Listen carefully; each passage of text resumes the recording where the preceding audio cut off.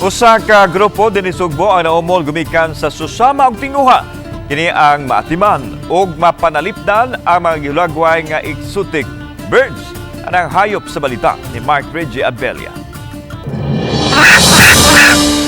Daw murag korek nga nanguyab kining usa ka parot nga ginganlan og Luffy.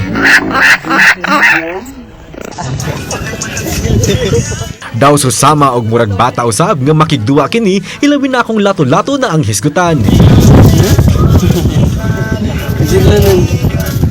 Usa lang si Luffy sa mga langgam nga giatiman sa grupo sa mga Sugboanong namuhi o gihulagway exotic birds. Sila ang Cebu United Freelight nga gimugna sa managhigalang sila Ron Xavier Manarog o Junmar Bilanggoy.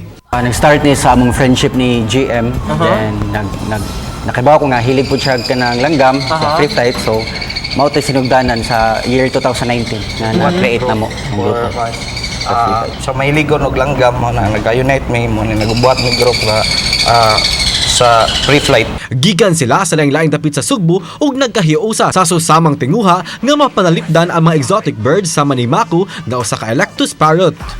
Pasabot nila nga kinahanglan nga adto mopalit sa mga registered breeder ug adunay mga papilis sama sa wildlife permit kung gusto mo buhi og exotic birds. Human sa taas nga oras ug pasensya sa pagtrain sa mga langgam, bisan pa man makalupad kini palayo, muila og mobalik ra kini sa tagiya gamit ang pito. Sama na lang niini. Luffy. Hi, Luffy.